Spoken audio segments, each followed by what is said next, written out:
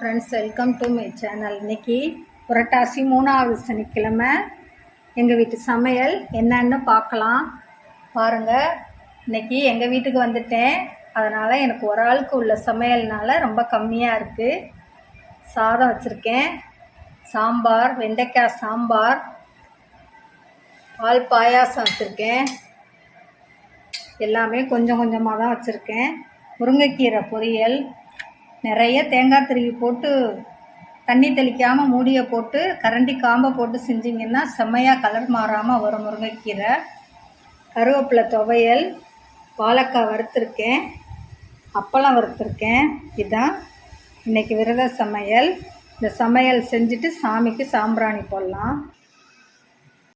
எங்கள் வீட்டு பெருமாள் விநாயகர், நிறைய பெருமாள் இருக்காங்க.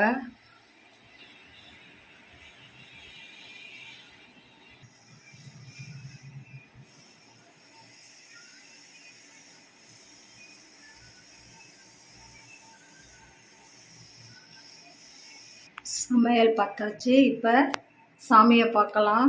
சாமிக்கு சாம்பிராணி போட்டாச்சு. பெருமாளை கும்பிட்டுட்டு காக்காய்க்கு சாப்பாடு வச்சுட்டு விரதத்தை விட்டுறலாம்.